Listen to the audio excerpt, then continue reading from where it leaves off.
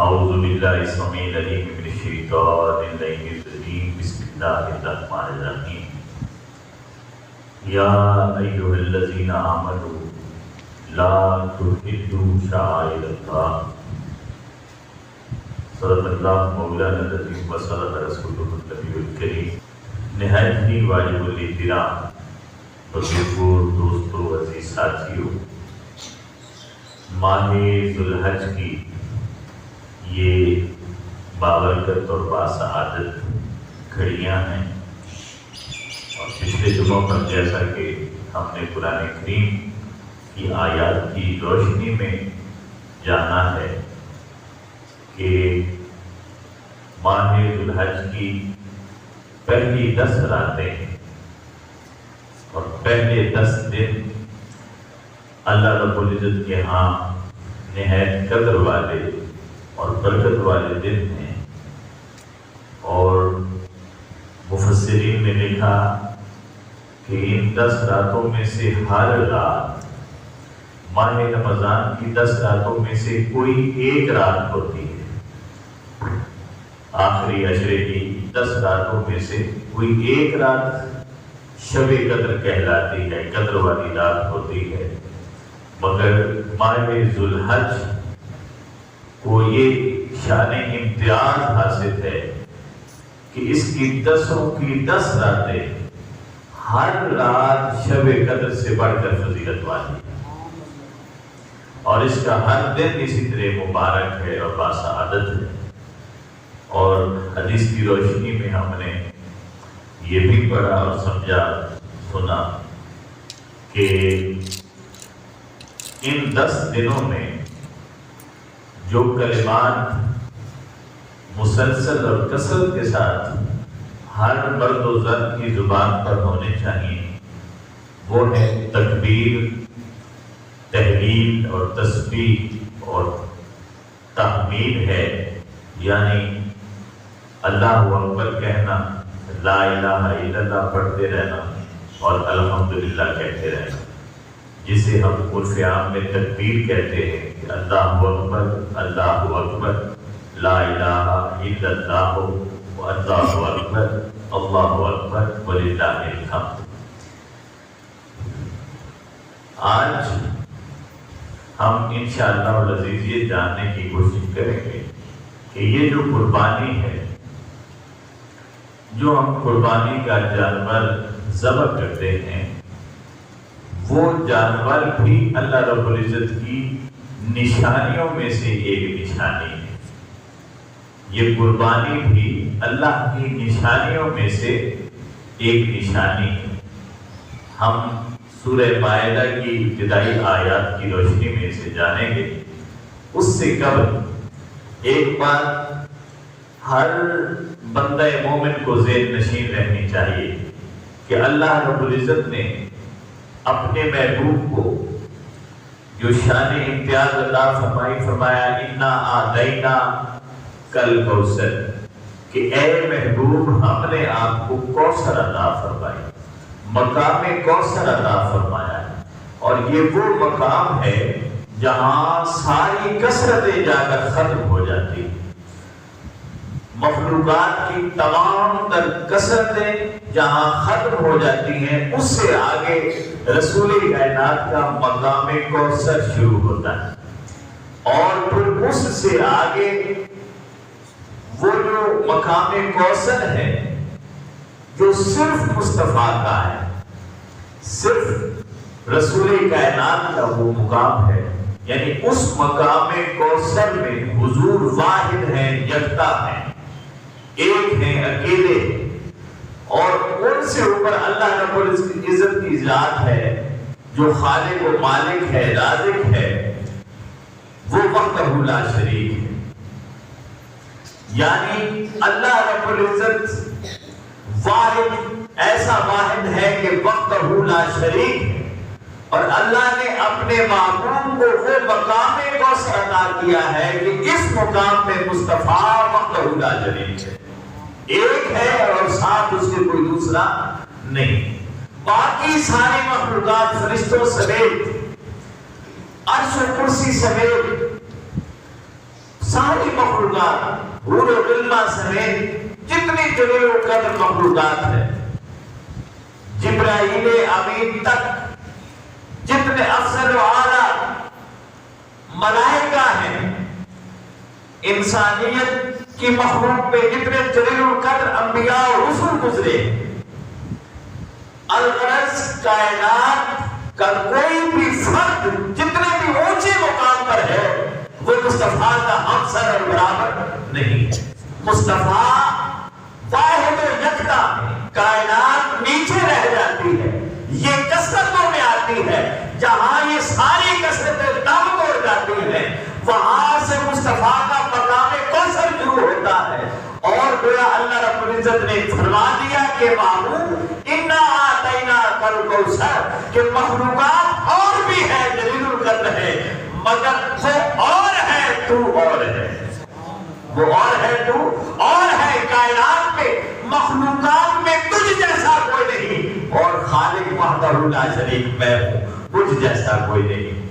تو گویا اللہ رب العزت نے یہ جو جداگانہ مقام اور مرتبہ مصطفیٰ کو عطا فرمایا، ایسی شان عطا فرمائی۔ اب دیکھیں، لوگ سوچتے ہیں اور لوگ کہتے ہیں اور لوگ خطابات کرتے ہیں، دلیلیں دیتے ہیں کہ مصطفیٰ ہم جیسے ہیں یا ہم مصطفیٰ جیسے ہیں۔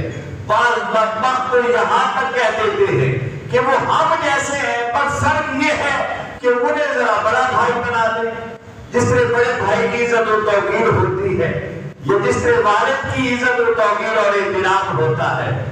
اور نادانوں کو یہ سمجھ نہیں کہ اللہ رب العزت فرماتا ہے حالانکہ مصطفیٰ، ہر نبی اپنی امت کا باپ ہوتا ہے، ہر نبی اپنی امت کا باپ ہوتا ہے، اور نبی کی امت اس کی اولاد ہوتی ہے، مگر اللہ نے اپنے محبوب ظاہر ذہن میں آ سکتا تھا کہ جب باپ ہے تو پھر باپ جتنا مقام تو ہوگا نبی کا۔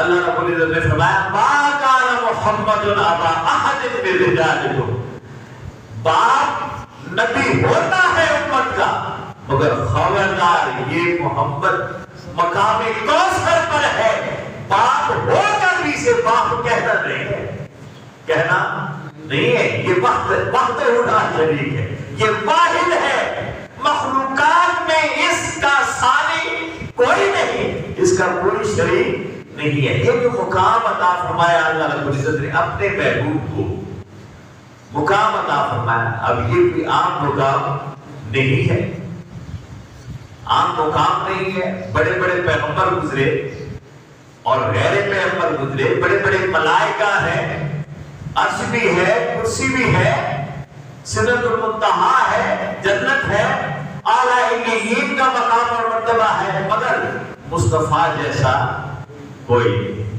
مصطفیٰ جیسا پیر پیر نشاہ رحمت اللہ علیہ نے پڑھی وہ خوبصورت سا ایک ان کا، ہماری پنجابی زبان میں ماہیہ جسے کہتے ہیں، ماہیہ ہوتا ہی وہ ہے جس میں ماہی کی بات ہو، اور جگ میں کائنات سارے میں مصطفیٰ جیسا ماہی کوئی اور دوسرا ہے ہی نہیں۔ تو وہ کہتے ہیں کوئی مثل نہ ڈھولڑ دی، کوئی مثل نہ ڈھولڑ دی، چپ کر پہلنی اتھے جا نہیں بولڑ دی۔ یہ مقام کوثر ہے، مقام کوثر وہ بندہ بیان کرے گا جو وہاں پہنچا ہو، وہاں تو مصطفیٰ کی نہ پہنچا ہی کوئی نہیں۔ تو لوگ کہتے ہیں کہ مصطفیٰ ہم جیسے، اور ہم جب مصطفیٰ کا تذکرہ کرتے ہیں، محبت والے، عشق والے کہتے ہیں، تو وہ لوگ کیا اعتراض کرتے ہیں، یہ مصطفیٰ کو خدا سے ملا دیتے۔ پہلی بات تو یہ کہ ہم جیسا ہونا تو کوثر نے کلیئر کر دیا کہ بھائی تم کثرت ہو، یہ کوثر ہے، تم کثرت ہو، یہ کوثر ہے، اس جیسا کوئی نہیں کائنات میں۔ یہ تو اللہ رب العزت نے بتا دیا، تو پھر ہم جیسا اور تم جیسا اور ہم ان جیسے یہ تو ہو سکتا نہیں۔ کوئی کثرت میں ہو تو ایک جیسا ہو سکتا ہے، ہاں بڑا چھوٹا ہو سکتا ہے۔ اب انسان ہونے میں ہم سب مختلف قوموں کے ہو سکتے ہیں، بڑے چھوٹے ہو سکتے ہیں، علم اعتبار سے، عمر کے اعتبار سے، تقوی کے اعتبار سے آگے پیچھے ہو سکتے ہیں، مگر انسان ہونے کے اعتبار سے سب برابر نہیں، سب برابر ہیں۔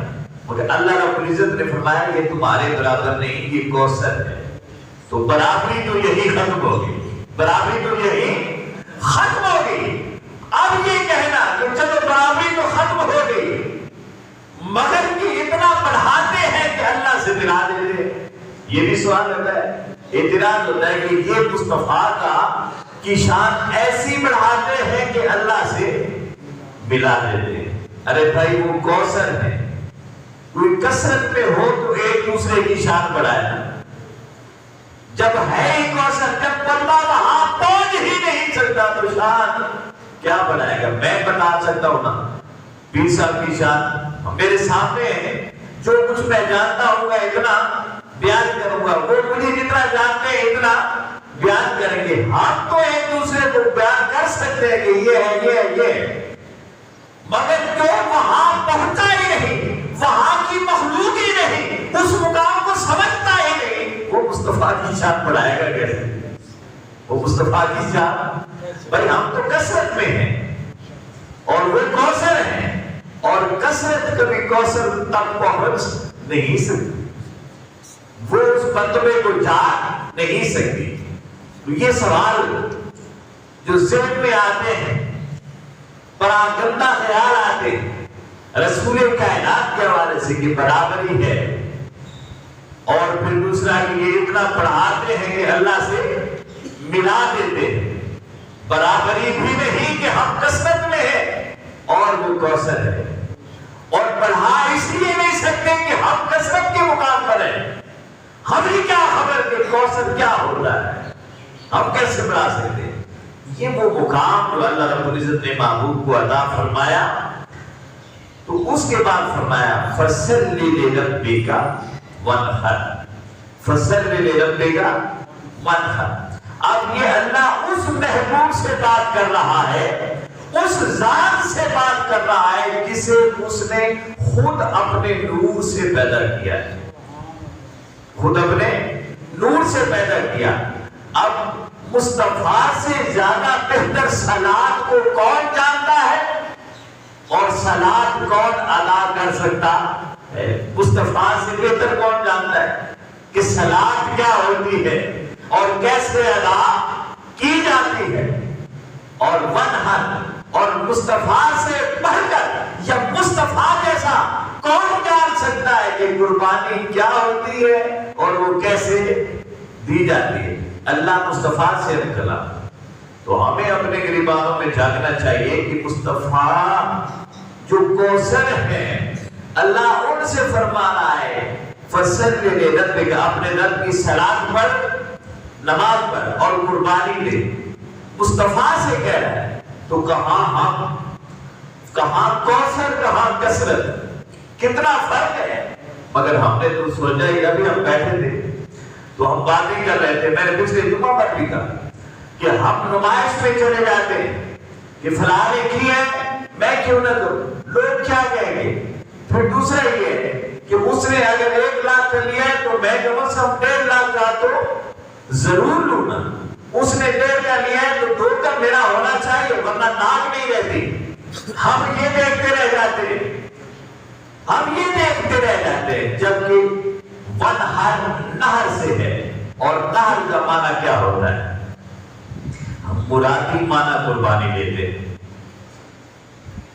نہر اونٹ کو ذبح ہوتے ہوئے کبھی آپ نے دیکھا؟ سب سے پہلے کیا کرتے ہیں؟ اس کے سینے میں چھڑا مارتے ہیں جس سے سارا خون باہر نکل جاتا ہے۔ وہ جو ذبح کرتے ہوئے جو خون نکلے وہ خون پاک ہوتا ہے یا پلید ہوتا ہے؟ پلید ہوتا ہے۔ اس کے بعد جو ہوتا ہے وہ پاک ہوتا ہے۔ اب وہ جو ناپاکی ہے، خون پلید خون ہے، ناپاک خون ہے، حرام خون ہے، جسے بنا قرآن نے حرام قرار دے دیا کہ حرمت علیکم المیتۃ والدم، کہ تم پر مردہ اور خون تم پر حرام ہے، جسے قرآن نے حرام کر دیا، وہ حرام خون یہاں سے نکل جاتا ہے۔ इसे कहते हैं नहर, इसे कहते हैं नहर। और ये होती है फिर कुर्बानी, यानी हराम खून जो जिस्म के अंदर है, जानवर के जिस्म के अंदर, उसे भी निकालना है ताकि वो मुकम्मल हलाल हो जाए। और ये कुर्बानी, ये एक अलामत है कुर्बानी। हम कुर्बानी करते हैं, जानवर तलाश करते हैं, बड़ा बनने की कोशिशें, और ये इस दौर में लगे रहते हैं, मगर कुर्बानी के फलसफे को समझते नहीं है, कुर्बानी की हकीकत को समझते नहीं है। नहर जब कहा तो नहर का माना है वो बदन से जो नापाक और हराम और पलीद खून था वो वहां से निकल गया, तो अब वो कहलाई कुर्बानी। क्या कहलाई? कुर्बानी। अब हमने जानवर तो खरीद लिया, खरीद कर उसे चारा भी दिया, उसकी बड़ी खातिर सेवा भी की, अच्छे पैसे भी भरे, और सबसे पहले कसाई को मिले कि जो मेरा बकरा है या बैल है या जो जानवर है इसे पहले ज़ब्ह करना है। हम ये सारी कोशिश करते हैं, मगर देखिए असल बात क्या है, कुर्बानी कब बनती? कुर्बानी ये अलामत है कि जानवर उस वक्त तक पाक नहीं होता जो हराम जानवर है, जब तक उसमें से हराम और पलीद खून को बाहर नहीं निकालते। तो हम लोग जिनके अंदर हलाल और हरामियां हैं, हराम जिंदगियां हैं, झूठ हम में है, फराड हम में है, धोखा हम में है, गीबत हम में है, चुगली हम में है, तो नगरी हम करते हैं, मिलावट हम करते हैं, अपनों से दूर हम रहते हैं, दुश्मनियां हमने पाल रखी है, अदावतें हमारे अंदर है, हसद हमारे अंदर है, बुग़्ज़ हमारे अंदर है, इनाद हमारे अंदर है। वो कौन सी बुराई है जो हमारे ज़ाहिर में और बातिन में नहीं पाई जाती? ये जब तक ये बुराइयां अंदर है, मन पाक नहीं होता। मन पाक तो ये यूं समझे कि जब जानवर को नहर करते हैं और खून निकालते हैं, उस वक्त अपनी हसरतों, अपनी आरज़ुओं और अपने जो ख्यालात हमने जो शैतान अंदर पाल रखा है उसका भी खून करना होता है, जो नफ्स पाल रखा है उसका भी खून कर, उससे भी ज़ब्ह करना होता है। हमारा भाई, हमारी बहन, हमारा बाप, हमारा चचा, हमारी माँ हमसे नाराज है और हम कुर्बानी के बकरे और बैल खरीद रहे, मंडियों पर गए हुए कि ये लेना है जी, जो सबसे ज्यादा कीमती हो, सबसे ज्यादा खूबसूरत हो, ताकि लोग कहें कि फलां ने इतना खूबसूरत बैल या जानवर ज़ब्ह कर दिया है। तो हम उस तलाश में निकल आते हैं, कभी मन अपने विच बड़े नहीं। बुल्ले शाह ने कहा था, बुल्ले शाह उठ भी फड़ना है, कभी मन अपने विच बड़े नहीं। तो हम उड़ने वाली को पकड़ते हैं कि मंडी से अच्छा बैल जाए, बकरा जाए, लेकिन जो हमारे अंदर पलीदी है और अंदर जो हराम भरा हुआ है उसे हम कभी पाक नहीं करते। तो दोस्तों ये क्यों कुर्बानी है? जानवर बेशक खरीदे, जानवर का निसाब भी बता दो। जानवर का निसाब क्या है? साहिब निसाब कौन होता है? निसाब कुर्बानी का है जो ज़कात का निसाब होता है। कौन सा? ज़कात का। फर्क ये है कि ज़कात का निसाब पूरा साल होना चाहिए और कुर्बानी का निसाब पूरे साल की जरूरत नहीं, उन 3 दिनों में होना चाहिए, पहले, दूसरे और तीसरे। समझ आ रही है ना बात? ये आगे चलकर हो सकता मुझे भूल जाती, इसलिए मैं इसे यही कवर कर रहा हूं कि कुर्बानी के और ज़कात का निसाब बिल्कुल एक है। फर्क इतना है कि ज़कात पर पूरा साल गुजरता है और कुर्बानी पर पूरे साल नहीं बल्कि सिर्फ 3 दिन। और वो है कितना? 52.5 तोले चांदी, कम से कम निसाब। सारे अगर सोने पर जाए ना तो असि एक भी ना कुर्बानी कर सकते। अगर सोने ते बजा 7.5 तोले सोने ते बजा तो अल्लाह हमें असि सारे ही करिए बात। असि लोगों ने कुर्बानी अता के बसा में कि को घोटी आवे जैसी असि ने बोलता है हमारे पास तो ये गुंजाइश नहीं है, आपके पास होगी भाई, आपने तो बहुत ज्यादा बड़े जिम्मेदार हैं, بہت بڑی گندم ہوئی ہوگی، ہو سکتا ہے 7:30 16 تک پہنچ جائے، میں تو کم از کم زندگی بھر وہاں تک نہیں پہنچ سکتا، اور عام آدمی پہنچ سکتا بھی نہیں ہے۔ تو اسے چھوڑ دے، صرف چاندی کو لے لے، 52.5 تولے چاندی، 52.5 تولے چاندی کی آج کا ریٹ جو ہے وہ تقریباً 4 لاکھ روپے ہے۔ کتنے لاکھ؟ کتنے لاکھ؟ 4 لاکھ۔ تو گویا جب قربانی کا دن آئے گا، عید کا دن آنے والے کا 27 28 اور 29 تاریخ کو، ان 3 دنوں میں آپ کے پاس 4 لاکھ روپیہ ہونا چاہیے۔ پہلے دن نہیں تو قربانی نہیں، دوسرے دن 4 لاکھ ہے تو قربانی واجب ہوگی، دوسرے دن نہیں ہے تو قربانی نہیں، تیسرے دن 4 لاکھ آ گئے تو قربانی واجب ہوگی۔ اب دیکھنا یہ ہے کہ کس کے پاس 4 لاکھ روپے ہیں؟ جن کے پاس ہے ان پر قربانی واجب ہے، جائز نہیں، ان پر واجب ہے۔ باقی اگر کوئی کرے استحسان، مستحب ہے، کرے اپنی جان کو مشکل میں ڈال کر، قربانی کا کوئی فائدہ نہیں۔ ایک شوہر کے لیے اپنی اور باپ کے لیے اپنی بیوی اور بچوں کو پالنے سے بڑی قربانی کوئی نہیں، اس لیے اپنے گھروں کو خیال کریں اور اپنے چادر کو دیکھیں کہ آپ قربانی کر سکتے ہیں۔ اس سے مطلب یہ نہیں کہ قربانی کرنی نہیں، کرنی ہے، مگر واجب اس پر ہے جس کے پاس 4 لاکھ روپیہ ان 3 دنوں میں کسی وقت آ جائے۔ یہ ہے واجب، مسلمان ہو، عاقل ہو، بالغ ہو، مقیم ہو، یعنی سفر میں نہ ہو، اپنے گھر پہ ہو، ان پر زکوٰۃ واجب ہے۔ اس کے علاوہ مستحب ہے، مستحسن ہے، اچھا عمل ہے، اگر کوئی کرتا ہے، گنجائش بنتی ہے اور کر لیتا ہے تو اس پر ہے، وہ کر سکتا ہے، لیکن واجب اس پر نہیں ہے۔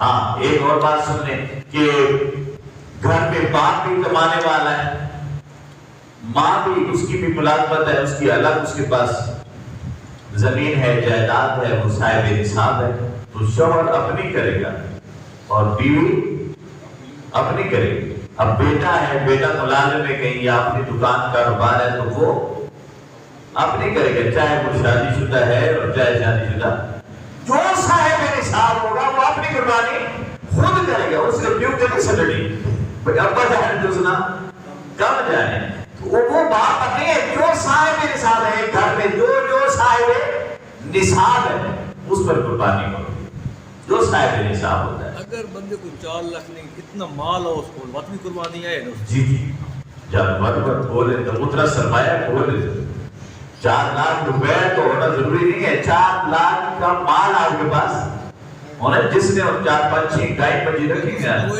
بکریاں رکھی ہیں، یہ امیر ہے کہ اس ٹائم 4 میں کو کون میں تو بڑی ہے، ایک بھی نہیں کرنا۔ 4 لاکھ روپے نقد ہے یا اس کی مالیت کی کچھ ہے آپ کے پاس موجود ہے، یہ تو کلیئر بات ہے نا، یہ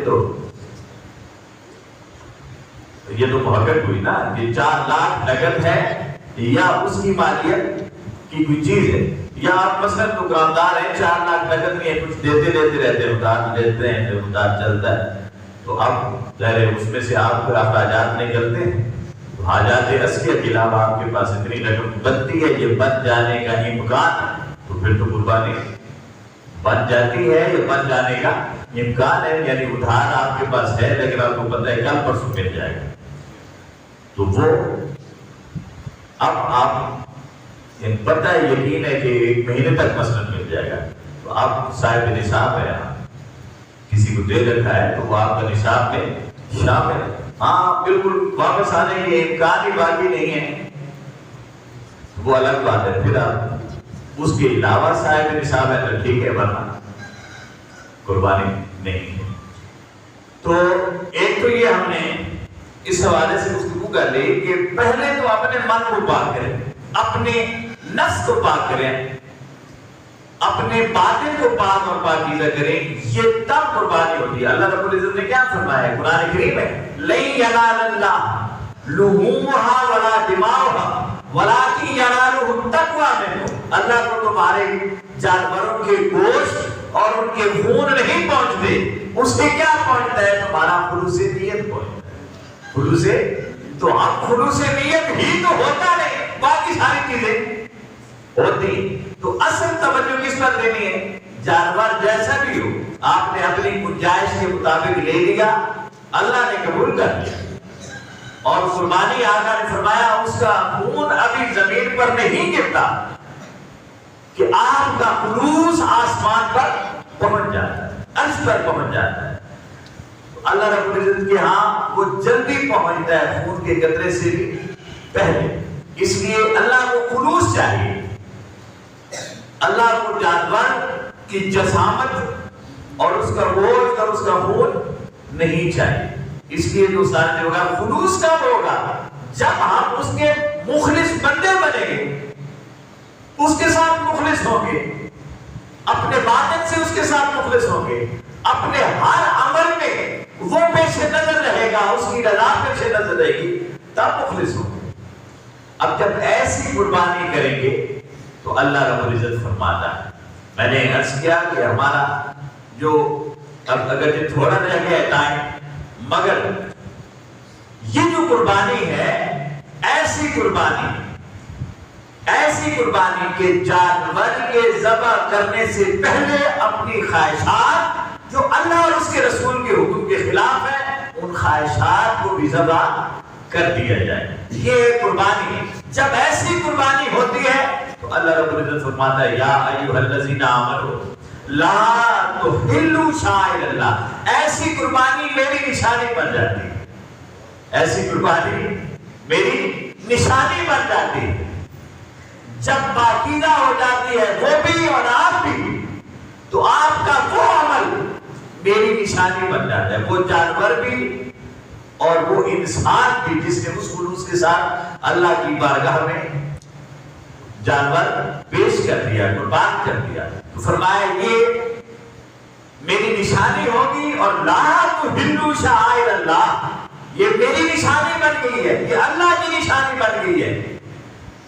اور لا تحلوا، میری نشانیوں کی بے حرمتی نہیں کرنی، میری نشانیوں کی بے حرمتی نہیں کرنی۔ تو یہ جو قربانی کا جانور ہوتا ہے اللہ رب العزت نے اس جانور کو بھی اپنی نشانی بنا دیا۔ اب سوچنا یہ ہے کہ وہ جانور ایک جانور ہے، ہم نے گھر پالا یا منڈی سے لے لیا، ہمارے ارد گرد کے ماحول میں کہیں بنتا رہا ہے، وہ جانور جب اللہ کی راہ میں قربان کیا، ذبح کیا، تو وہ اللہ کی نشانی بن گیا۔ تو جس کی یاد میں وہ ذبح کیا وہ ہستی کیوں اللہ کی نشانی نہیں ہوگی؟ کس کی یاد میں ذبح کرتے ہیں؟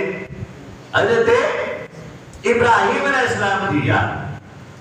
تو ابراہیم کا مقام و مرتبہ کہاں، ان کی عظمت و رفعت کا عالم کیا ہوگا، اور پھر اسماعیل کی عظمت و رفعت اور مقام و مرتبے کا عالم کیا ہوگا کہ ان کی یاد میں اگر جانور ذبح کرتے ہیں تو اللہ کہتا ہے وہ میری نشانی بن جاتا ہے۔ وہ یہ جانور جو ان کی یاد میں ذبح ہوتا ہے میری نشانی بن جاتا ہے۔ اللہ نہیں دیکھتا کہ یہ کس نے ذبح کیا ہے، وہ دیکھتا ہے کس کی یاد میں ذبح ہو رہا ہے، وہ اسے نشانی کر رہا ہے۔ اور پھر اللہ رب العزت کیا فرماتا ہے؟ لا تحلوا، اس کی بے حرمتی نہیں کرنی۔ اس جانور جو ابراہیم کی سنت کی یاد میں ذبح ہو رہا ہے اس کی بے حرمتی نہیں کرنی۔ تو ابراہیم کی بے حرمتی، اللہ کے بندے کی بے حرمتی، اللہ کے بندے کی توہین یا عام انسان کی توہین، اللہ اس جانور کی توہین برداشت نہیں کرتا۔ تو ہم دیکھیں، میں ابھی بات کر رہا تھا کہ ہم قربانی تو کر رہے ہیں مگر اپنے بھائی، اپنی بہن، اپنے ماں، اپنے باپ کے ساتھ ہمارا کیسا سلوک ہے، اڑوس پڑوس کے ساتھ کیسا سلوک ہے، تو یہ بے حرمتی ہوئی کہ نہ ہوئی؟ بے حرمتی ہوئی کہ نہ ہوئی؟ بتائیے، جو ہمارے اندر غلاظتیں ہیں دوسرے کے بارے میں، یہ اس کی بے حرمتی ہے کہ نہیں ہے؟ تو اللہ رب العزت فرماتا ہے جو جانور ذبح کیا اس کی شان اور قدر و قیمت میرے ہاں یہ ہے کہ اس کی بھی حرمتی نہیں کرنی، اور تم میرے انسان کی بھی حرمتی کرتے ہو، مقدس رشتوں کی۔ اللہ نے مجھے جن رشتوں سے جوڑنے کا حکم دیا ہے ان رشتوں کو توڑتے ہو، دور ہو جاتے ہو، اس سے بڑی بے حرمتی کیا ہو سکتی ہے؟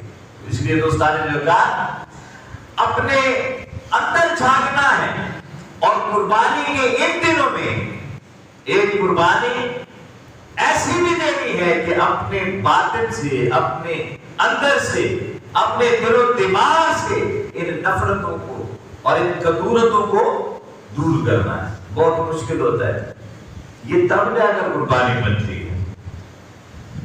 ہم سوچتے ہیں نا اچھا میں کی قربانی ہوتا ہے، تو یہی تو قربانی ہے، یہی تو قربانی ہے کہ بندہ کہے میں کیسے جاؤں؟ بھی اللہ نے فرما دیا جاؤ تو بس جاؤ۔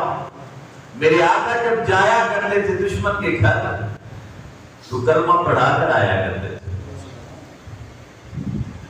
عاشق صادق بنا کر آیا کرتے تھے۔ تو ہم لقد کان لکم فی رسول اللہ اسوۃ حسنہ پڑھتے ہیں، عمل نہیں کرتے۔ تو صرف پڑھنا تو نہیں، یہ ہمارا نصاب ہے، اس کے مطابق عمل بھی کرنا ہے۔ رسول کائنات کی سیرت کو اپنانا بھی ہے۔ جب اپنائیں گے تو وہ کرتے جائیں گے جو مصطفیٰ کرتے گئے، اور اس سے بچتے جائیں گے جس سے مصطفیٰ دور رہے۔ تو فرمایا یہ اللہ کی نشانیاں ہیں، ایمان والوں میں ان کی بے حرمتی نہیں کرنی۔ اور پھر دیکھیے وَالشَّهْرُ الْحَرَامُ، یہ جو محترم مہینے ہیں ان مہینوں کی بھی بے حرمتی نہیں کرنی۔ وہ مہینے کون سے ہیں؟ محرم، صفر، ذوالحج اور رجب، یہ 4 مہینے، 12 مہینوں میں سے یہ 4 مہینے ہیں جن 4 مہینوں میں اللہ رب العزت نے اہل ایمان کو، خود صحابہ اور مصطفیٰ جس میں شامل ہیں، ان 4 مہینوں کی اتنی حرمت ہے اللہ کے ہاں کہ ان 4 مہینوں میں جنگ سے منع فرما دیا، باطل کے خلاف جنگ سے، کہ یہ حرمت والے مہینے باطل کے خلاف کسی جنگ نہیں کرتی، اتنی، کیونکہ اللہ کے 4 مہینے اس نے محترم کر دیے۔ پھر کہا والہدیہ، اور جانور ذبح جو کرنا ہے قربانی کے لیے، اس جانور کی بھی حرمت ملحوظ خاطر رہے، بے حرمتی نہیں کرتی۔ اسی ماں چھوٹے پرے بدلوں نے کیوں چھوٹے پرے بدلوں نے بڑا دیوارا آج یہ خبر ہے جانے باپ بڑا ہو گیا ہے، پتر اس آقا میں تا جانے جھوکے کھڑے کھڑے نا ایئرپورٹ میں جو صاحب آیا اس کے بعد آج پہ رہنا جاتو بابا اترے انٹرویو پہ دینا ہے پتر میڈم پتنی کے لیے آج نہ پہ میدان جھوکے کھڑے نا۔ ہم باپ کے ساتھ، والدین کے ساتھ، بچے تو پھر اور بیوی تو ہماری ویسے بھی جاری مظلوم ہوتی ہے، تو ہم کیا کرتے رہتے ہیں؟ اللہ رب العزت فرما رہا ہے قربانی کا جانور ہدیہ، قربانی کا جو جانور ہے اس کی بھی عزت کرنی ہے، اس کی بھی عزت کرنی ہے۔ اور پھر فرمایا وَلَلْ قَلَائِدِ، اور یہ جو قلائد ہیں جانوروں کے گلے میں، قربانی کے جانوروں کے گلے میں اس وقت نشانی کے طور پر جب لوگ پیدل چلتے تھے تو جانور قربانی کے ساتھ لے کر چلتے تھے تو گلے میں ایک اس کے پٹا ڈال دیتے تھے، علامتی پٹا، تاکہ ہر کوئی دیکھ لے کہ یہ عام جانور نہیں، یہ قربانی کا جانور ہے جو مکہ کی طرف سفر کر رہا ہے، اس لیے اس کی بھی حرمت کر۔